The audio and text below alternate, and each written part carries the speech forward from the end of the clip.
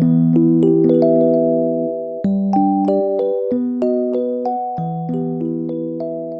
guys, welcome back to Too Cool for Middle School. Now I'm not gonna lie, I'm a little bit stressed about going back to school this year because I'm gonna be at a new school for one thing, and then I also have a new little baby and he's going to be in daycare for the first time, so there's just like a lot of emotional stuff that I'm like, oh my goodness, as I go back into the school year. But I know that there are a few things that I can do that can kind of just take a few stressors off my plate and just get a couple of things out of the way. So I just wanted to share 5 things with you that I'm gonna do before the school year starts. So the first thing I'm gonna do is sign up for the Reddit Teacher Exchange. Now I've done this for the past 2 or 3 years now, and I usually share what I get on Instagram. You know what, I think I made a video last year. I'll link it down below. I think I did like a haul, like an unboxing of all of the stuff that I got on the Reddit Teacher Exchange. So it's a really cool thing where you just go to Reddit, make sure you have an account, and you can sign up as a teacher and just, you know, let somebody know a few of the supplies that you would like in your classroom. And it's not like a donors choose type thing where you're like, I want 50 Chromebooks or something like that, but it's just, you know, maybe you want a couple boxes of markers and crayons and colored pencils and paper, construction paper, those types of things. And somebody can sign up and get matched with you and, you know, just buy you a few of those supplies, because as teachers, I know we spend a lot of our own money on our classrooms at the beginning of the year and then on supplies at the beginning and throughout the year. Schools don't really tend to supply very much. Actually, I think it was 2 years ago, someone from, where was it? Oh, Lithuania. Someone from Lithuania you know, was on Reddit and was the one that sent us stuff, and they sent us a bunch of like kind of weird Lithuanian things, but it was so cool. And then, like, you know, my lesson for that day just went out the window. We ended up looking up Lithuania online, and we looked up maps and how to say hello and thank you, and we wrote a little thank you card, and like got this person a shirt from our school and sent off another little care package. So it's just something really cool to do. So I would definitely suggest signing up for the Reddit Teacher Exchange. The next thing that I'm going to do, even though I'm at a new school, I'm going to get on my like teacher website for the school, and I'm sure that I haven't like been added to the system yet or anything, but as soon as I am added to that system, the first thing I always put on there is a frequently asked questions section. So if you've been teaching for maybe even just 1 year, but definitely if you've been teaching for a few years, you know the things that parents and kids tend to ask, like, what do I do if I was absent? Why do I have a 0 on this? What if I can't find my assignment? Do you offer extra credit? Is there a way to make up assignments? Just those types of things that you always get emailed about or asked about in class. And then if I get one of those questions, I just refer parents to that section. And then I also just show them that part of my website during back to school night, and I show the kids like on the first day of school. So then, you know, it just cuts down on the time consuming responses that you end up having to repeat over and over again, and it just gives you know, parents and kids that information at their fingertips, especially with middle school or high school. All the teachers have different policies about different things, and it's hard to keep track of that. So it's nice if it's just there somewhere that they can have access to. Now the next thing that would really take stress off of me is if my room was already set up, and it's not going to be. I haven't even moved my stuff from my old classroom into my new classroom. I think I'm actually gonna have to rent like a U-Haul van in order to do that. So it's gonna be kind of crazy, and I'm sure that I won't have my room entirely set up and entirely decorated the way that I want it by the time school starts. I just won't. But the section of my room that I'm definitely going to set up is my little homework section where kids turn in their work and where they can pick up things if they were absent, and then where I keep work to return to them. If you watch my old classroom tour video, I show that section, so you can check that out if you want to just see an example of how I've done it in the past. This year I might do it a little bit differently, but essentially it's going to be the same thing. I just keep all of those things together. files for where you turn in work, just a little file box where students can find any worksheets that they missed, and then I have little drawers where I put work that I've already graded to return back to students. So make sure you've got that done. The next thing that I'm going to do is make sure I have a few days worth of lunches just ready to go so I don't have to think about anything. My favorite way to bring lunch is just to bring some frozen things from Trader Joe's. So my two favorite things to eat for lunch are the Melodious Blend. I don't even really know how to explain what it is. I'll like insert a little picture.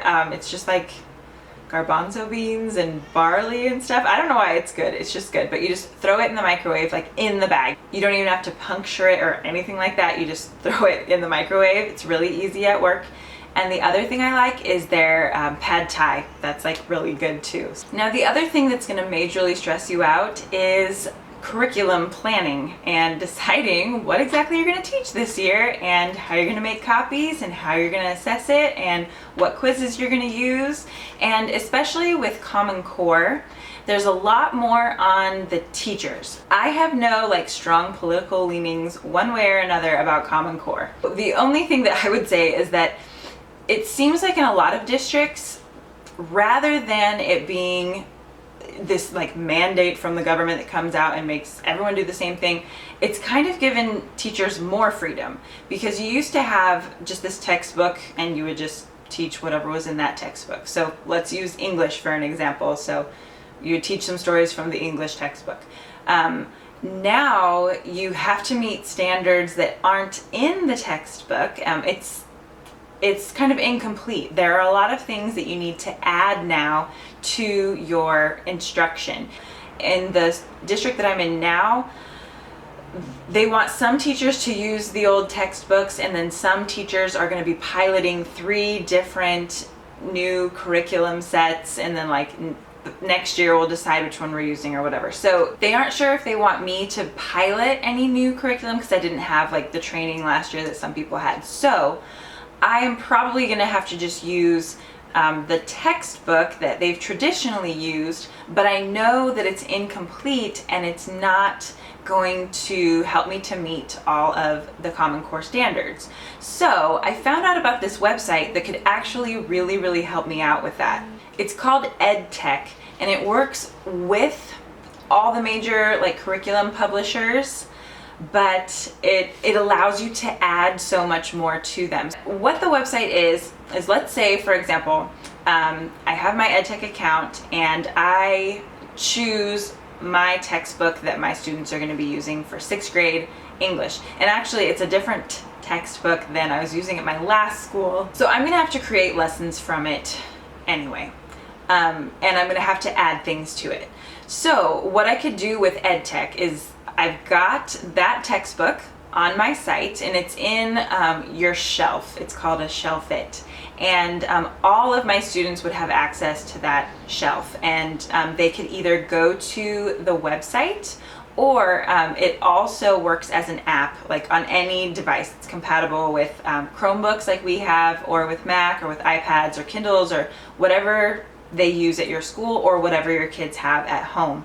So I can add things to that textbook. So I can add these things called overlays. So you make what's called an extension. So you create an extension on this textbook, and you can add, let's say I want to add like an article that has something to do with the story that we were reading that week. Because with Common Core, they want you to include informational text, and they want kids to be able to kind of make comparisons between informational text and narrative. So I could do that. They also want students to be able to like analyze film clips or audio clips and kind of integrate that into their learning. So I could add a YouTube link. And one cool thing also is keep students within the EdTech website, but it just inserts that YouTube video in there, and they're not going to get like a bunch of weird ads, or you know, it's not going to go on to like the next video that you didn't necessarily condone or whatever. So that's kind of nice. They're not just like off getting distracted by other things on YouTube. You can also add just like a question off to the side of one of the sections that you read, and ask students to answer that question. They could see other students' responses, and start a little discussion. You could also embed a quiz within the reading that they're doing, and so then you can check for understanding. You could also add a link to like a different online game that had to do with this article or this story that you were reading. So I have a lot of outside websites that I use all the time, like News ELA and Vocabulary and things that I have subscriptions to, and so I could link those types of things. And so I'm going to be kind of doing these various things within one story or one unit in my textbook anyway.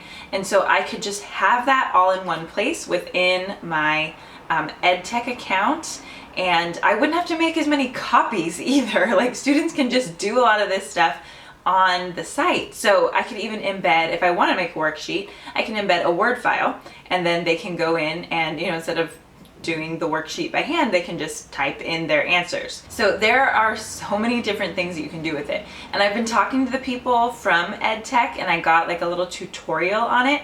So they are really, really supportive. You can call them and they'll show you all the different nuances of the website and help you use it effectively, so that you're not like, okay, I'm adding another element into my teaching this year, now it's just stressing me out. They'll make sure that it cuts down on your stress, and it's not another thing that is just adding to the complexity of your job. The other thing that I thought was really cool about it is that they use like Google Classrooms within EdTech as well, because I was actually kind of thinking that. I'm like, well, my students this year, actually, thank goodness, they have one-to-one Chromebooks. So I've never taught at a school where they've got that kind of stuff, but so my kids are going to have one-to-one Chromebooks, and so I'm definitely going to be using Google Classroom.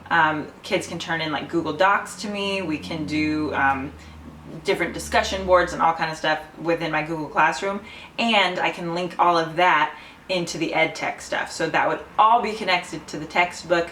All of the extra things that I planned would all be within it, and so that just sounds really, really convenient to me. You can also get novels within their website as well. So I haven't coordinated yet, like with my other 6th grade teachers, to find out what novels we're gonna do. But again, with novels for Common Core, they don't want you just sitting there reading out loud to students for 4 weeks while you get through the novel. That's not how things are done at all. So you have to be, again, bringing in articles, bringing in video clips, bringing in discussion questions, embedding quizzes in there. So it's stuff that I'm gonna do anyway. I could just have it all in one place. So again, we don't start for another like week and a half, and they haven't told me yet whether I'm gonna be part of the piloting program thing or if I'm going to use the old textbook. But if I do use the old textbook, I am definitely going to create my EdTech account and do all of my lesson planning through that, especially since I have the one-to-one Chromebooks. But even if your kids don't have all that kind of stuff, just if you get a computer lab day, even like once a week or something like that, or if they can go to the library sometimes, they could still do a lot of these activities from the computer lab or wherever. It just really checks a lot of boxes. You can differentiate, you can allow kids to work at their own pace, you're including all different types of media, you're incorporating different types of assessments. Like there's so much that it solves for you. So I'll leave a link to EdTech below, and you can play around with it a little bit. You can only, if you don't have an account yet, just work with the 3 curriculum books that they have like as examples, but you can practice like adding an overlay, which is, a hyperlink or a video or a quiz or a Word document or whatever. You can practice doing that.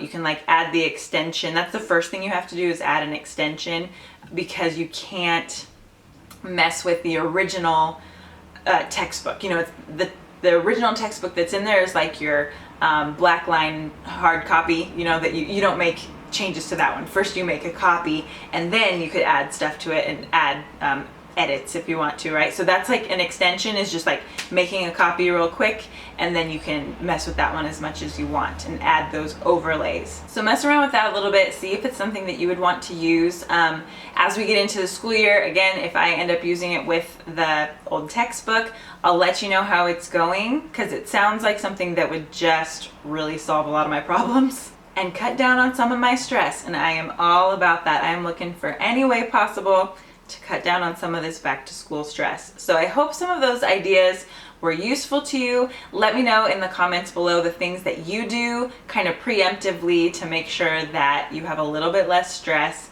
as the school year starts. I hope you're all having a fabulous day, and I will see you in my next video. Bye.